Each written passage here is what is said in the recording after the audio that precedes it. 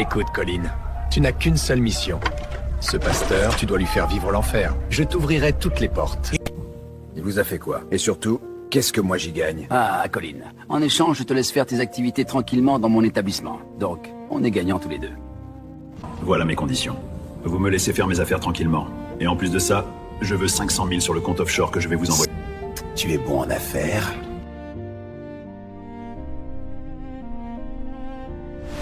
Garde-toi de faire du mal à Nestor. Ne lui parle ni en bien. Ne lui parle ni en mal, car c'est moi qui l'ai envoyé ici pour transformer cette prison. Qui êtes-vous? Et qui est Nestor? Mais je vous en supplie, ne me parlez plus. Votre voix me fait peur. Je jure, je ne toucherai pas à un seul cheveu de Nestor. Je vais me renseigner, mais laissez-moi tranquille. Un renaissant qui s'appelle Nestor dans cette prison. Vous ne savez pas, chef. C'est le nouveau pasteur qu'on vient de transférer. Le pasteur Nestor? Si c'est un pasteur... Ça veut dire que c'est son dieu qui m'a parlé hier. Sa voix était terrifiante. Ramenez-moi ce Nestor, immédiatement. Qui êtes-vous? Et que me voulez-vous? Écoutez, je ne veux créer aucun problème. Je suis dans mon coin. Laissez-moi en dehors de vos affaires. Ici, c'est la jungle, mon frère. Les plus forts dominent les faibles. C'est la loi de la nature. Tu vois cette prison? Elle est entièrement sous mon contrôle. J'ai pris perpétuité.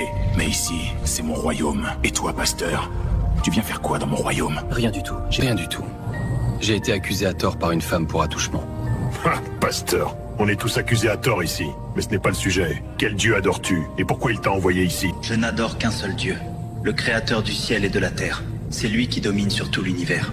Il est le seul, le vrai, l'unique. Et tu penses qu'il nous déteste, nous qui faisons le mal? Par exemple moi, un criminel. Dieu n'a jamais détesté quelqu'un, car il n'y a aucune haine en lui. Il est amour. La seule chose que Dieu déteste, c'est le mal qu'il y a en vous. Et pour cela, il a donné une solution. Jésus-Christ, son Fils unique. Il l'a donné en rançon pour que même les criminels aient la grâce. La grâce, comment? Dieu ne peut pas avoir d'enfant. On est d'accord là-dessus? Le terme « fils » ici est employé pour le corps que Dieu a revêtu. En une explication simple, au commencement, Dieu a créé toute chose par la parole. Mais arrivé à l'homme, il s'est dit à lui-même « Créons l'homme à notre image ». L'homme est donc l'image, la représentation de Dieu. Si on prend un homme, il a un corps, une âme et un esprit. De même Dieu, le Père représente l'âme, le Saint-Esprit représente l'esprit et le corps représente le Fils. Je ne peux pas dire que l'âme de Nestor est différente de Nestor. L'âme de Nestor, c'est Nestor. L'esprit de Nestor, c'est Nestor. Le corps de Nestor, c'est Nestor. Les trois ne sont pas séparés, mais un. C'est Nestor dans 3 dimensions. Pouvez-vous voir l'âme de Nestor? Non. Pouvez-vous voir l'esprit de Nestor? Non plus. Non plus. Mais vous pouvez voir le corps de Nestor. De la même manière, on ne peut pas voir le Père. On ne peut pas non plus voir le Saint-Esprit. Mais le Fils, Jésus, on peut le voir. Parce que c'est le corps. Le Christ a vécu parmi nous. Et c'est à travers lui que vous et moi sommes sauvés. Waouh, j'avoue, je n'ai rien compris au reste. Mais la partie du corps, de l'âme et de l'esprit, ça, je l'ai comprise. À partir d'aujourd'hui, tu viendras me raconter les choses sur ce Dieu qui te protège. J'aimerais qu'il me protège moi aussi, comme il le fait pour toi. Nous avons une petite chapelle dans la prison. Personne n'y va depuis que le prêtre a été planté par un détenu. Tu viendras là nous donner des enseignements chaque jour. Écoutez-moi tous, ce pasteur Nestor est sous ma protection désormais. Dans toute la prison, celui qu'il touche aura affaire à moi. Tout ce qu'il demande, vous lui procurez, même si c'est votre vie. Fais passer le message, même à la cantine. Il est prioritaire, vous ne le touchez pas, personne ne le dérange. Colin, tu es fou ou quoi? Tu as les oreilles à l'envers? Je t'ai demandé de faire vivre l'enfer à ce pasteur. On avait un deal. Et toi, tu fais exactement le contraire. Tu le mets sous ta protection. Vous ne connaissez pas qui il est, ni celui qui est derrière lui. Ça nous dépasse. Vous et moi. Alors on s'arrête là. Gardez vos 500 000. Je n'en ai plus besoin. Désormais, il est sous ma protection. Quoi? C'est moi qui commande ici! C'est ma prison! C'est moi qui donne les ordres! Monsieur le chef, on dirait qu'avec le temps, vous avez oublié qui je suis. Que vous soyez le maître de cette prison, je m'en contrefous. Il est sous ma protection. Point. On verra bien. Vous allez voir de quel bois je me chauffe. Personne ne le touche. Même pas vous. Ça fait 7 ans que vous et moi collaborons. 7 ans. Durant ces 7 années, vous m'avez extorqué 150 millions. Voulez-vous vraiment que cette collaboration s'arrête? En plus, je sais exactement où se trouve votre famille en ce moment. Que pensez-vous que je puisse faire si vous touchez à mon protégé? Vous me menacez! Mais voyons, chef. On discute. Vous savez que quand je menace, c'est sérieux. Calmons-nous. Nestor vous a donné combien? Je double la somme. Chef, c'est ma vie qui est en jeu. À votre avis, ma vie vaut combien? Je ne comprends pas. Qui vous a menacé? Qui vous a menacé? Dites-le-moi. Je le mets en isolement 3 mois.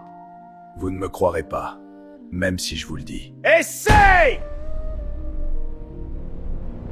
Tu vas parler maintenant! Je vous ai dit ce que j'avais à dire. Ne joue pas à ça avec moi! Et vous savez ce que vous devez faire. Je retourne dans ma cellule. Tu ne perds rien pour attendre! Allô, Tom. Ah, allô, mon ami. J'espère qu'en ce moment, notre pasteur bave dans ta prison. Laisse-moi deviner... Il s'est déjà cassé un pied? Ouais. Non, en fait, Qui est vraiment ce pasteur Nestor? tu ne m'as pas tout dit. Dès son arrivée au commissariat, le commissaire l'a protégé. Il est même venu témoigner Pour lui au tribunal. Et ici, à peine arrivé, un de mes gars les plus dangereux l'a mis sous sa protection. Qui est-il vraiment, Tom? C'est juste un pasteur lambda. Une église de même pas 10 fidèles, ouverte depuis 1 mois et 2 semaines. Rien d'intéressant. Ah, mon frère, c'est toi le chef de la prison. Pourquoi cette question? A-t-il quelqu'un qui a plus de pouvoir que toi dans ta prison? Tu vas trouver une solution, j'en suis sûr. Il est en prison maintenant, il ne peut rien te faire. S'il dérange, occupe-toi aussi de lui. Tu sais qui l'a protégé? Un criminel qui a tué 15 personnes dans un bar avec un morceau de verre. Tu crois vraiment que je vais me frotter à ce type? Je vais pas continuer cette discussion. Vérifie ton compte. Je t'ai renvoyé les 10 millions. Je ne veux plus être associé à ton affaire. Tu es aussi pasteur. Occupez-vous de ça entre vous. Attends, Robin. Ne raccroche pas.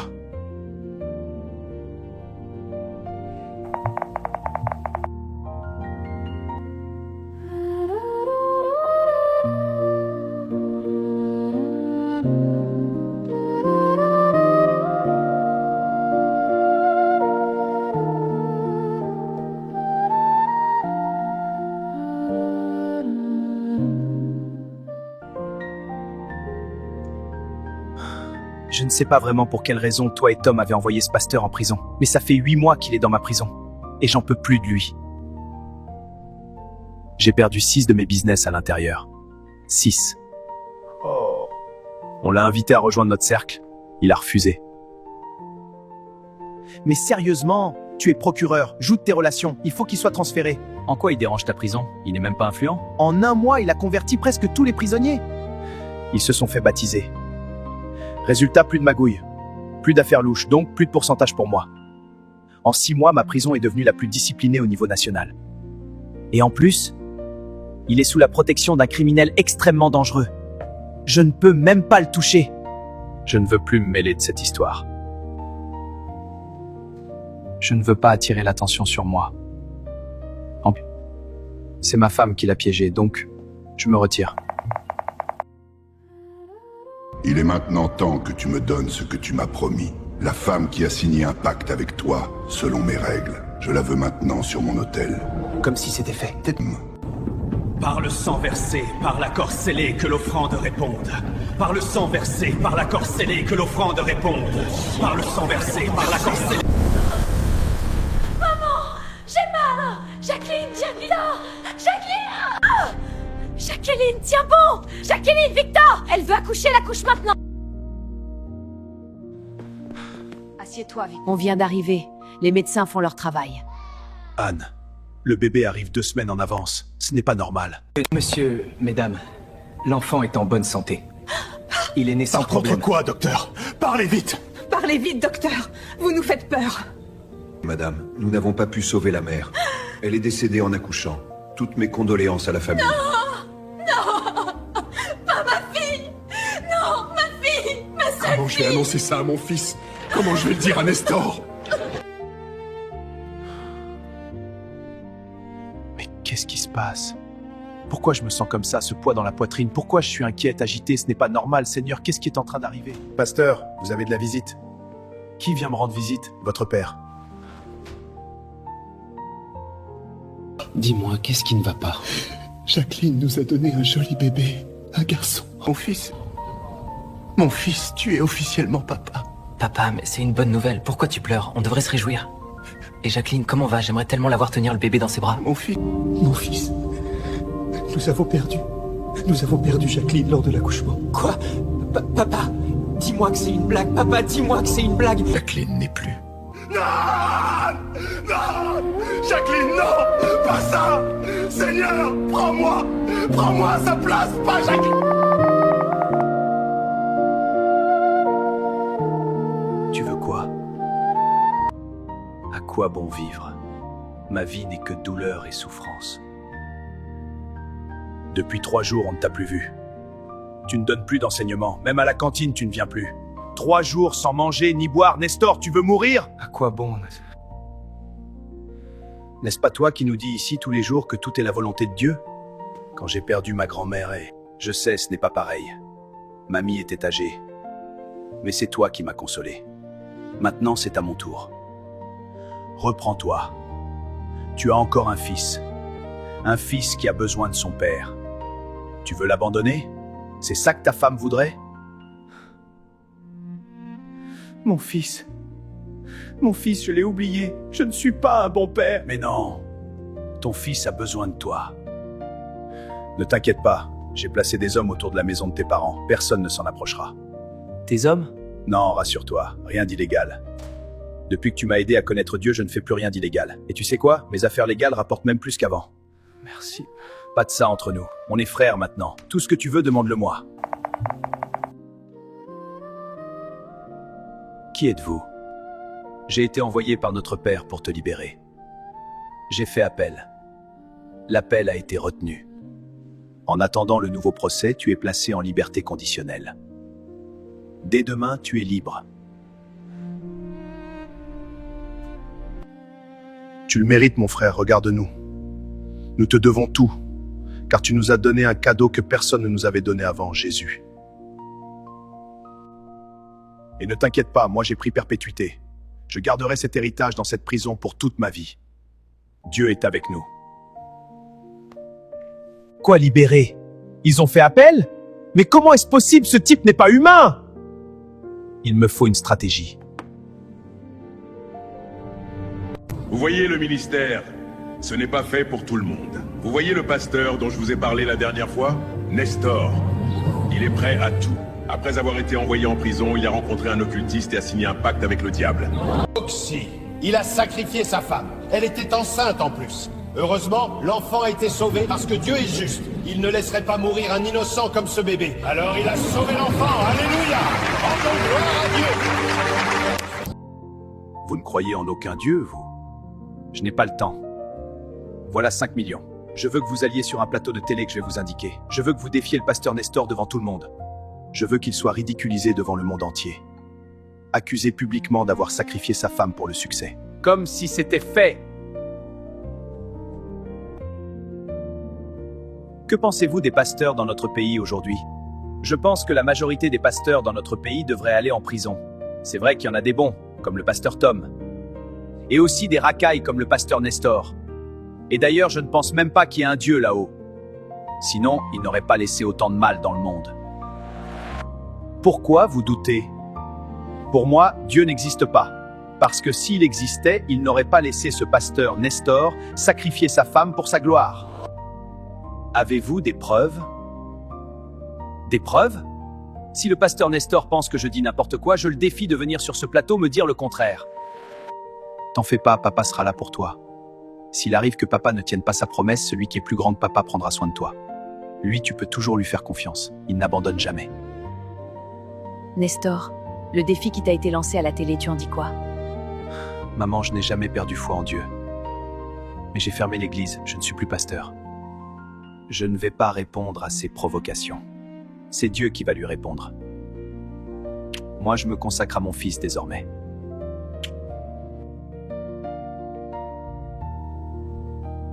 Nestor, Réponds à son défi et l'Éternel sera avec toi. Dans ta souffrance et dans ta douleur, tu as honoré le nom de l'Éternel. C'est pourquoi l'Éternel t'élèvera aux yeux du monde entier. Ta lampe ne s'éteindra point devant lui. Il te livrera à tes ennemis pour montrer qu'il t'a aimé.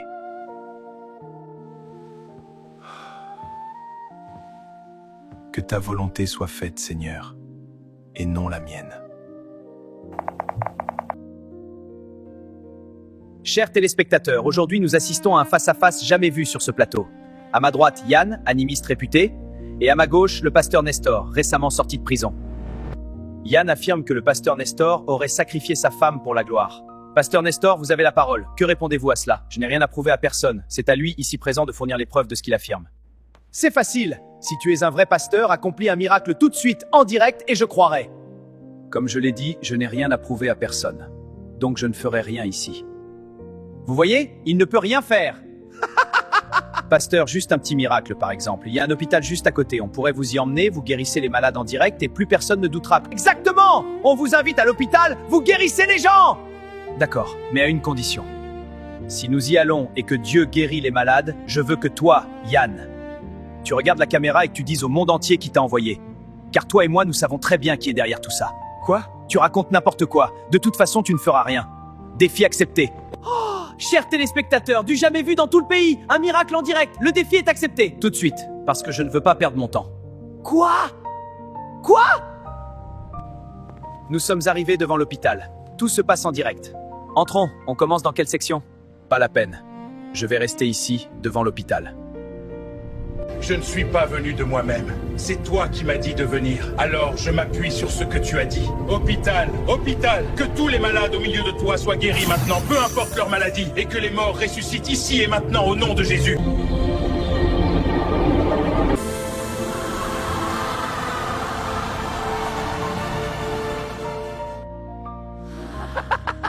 Rien ne se passe, absolument rien. Tu essaies de te convaincre toi-même. Qu'est-ce qui te dit que Dieu ne m'a pas entendu? Plus rien! Revenez! Je suis guéri! Je ne sens plus rien! Revenez! Mon business! Trop tard! Oh, attendez! Je suis guérie! Je suis guérie! Regardez-les! Incroyable! J'ai vu une lumière descendre sur moi. Je ne sens plus rien.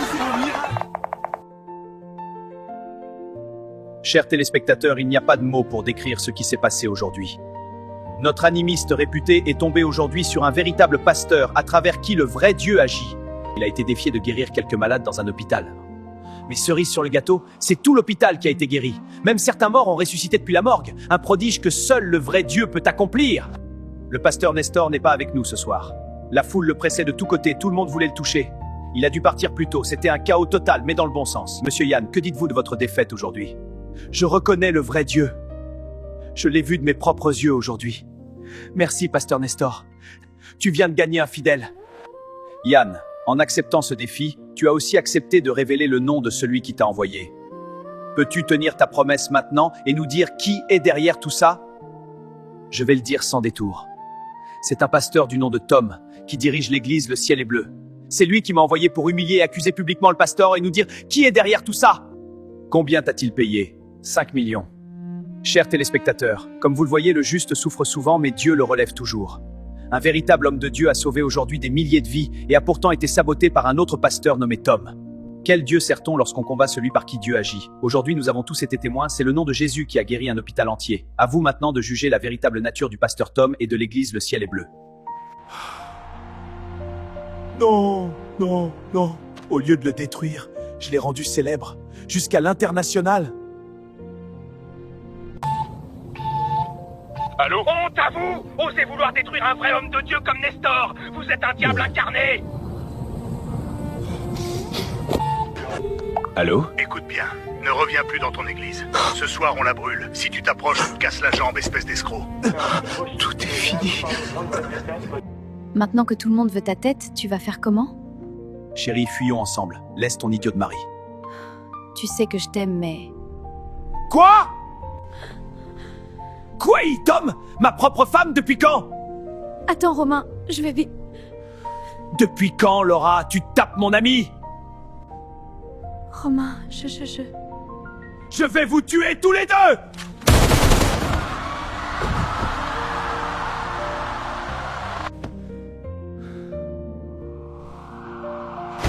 Monsieur Romain, lâchez-la! Monsieur Romain, vous êtes en état d'arrestation. Ce que vous direz sera retenu contre vous. Vous avez le droit de garder le silence. Seigneur, je vais faire comment? Romain veut me tuer. Il connaît tous les endroits où je vais. Ah, enfin. Dans cet hôtel bad game, il ne va pas me retrouver. Un peu de repos, demain je quitte le pays. Tom, tu m'as vendu du faux sang et maintenant tu veux fuir. Grand maître, pardon, quel faux sang? Tu sais très bien que ceux qui ont donné leur vie à ce Dieu, dont je ne peux pas prononcer le nom, je ne peux pas boire leur sang. Tu t'es entêté. Maintenant, Tom, tu as une dette envers moi. Grand maître, avec quoi vais-je te payer? Je t'ai déjà donné ma mère, mon père, ma femme, et même mon fils de 5 ans. Je suis seul au monde. Ça tombe bien. Vu que tu n'as plus rien à me proposer, je te prends toi, alors. Non! Non! Il faut que j'aille le voir, Nestor. Lui seul peut me sauver. Même si je dois lui demander pardon à genoux, même si je veux pas mourir. Trop tard pour toi. Ah!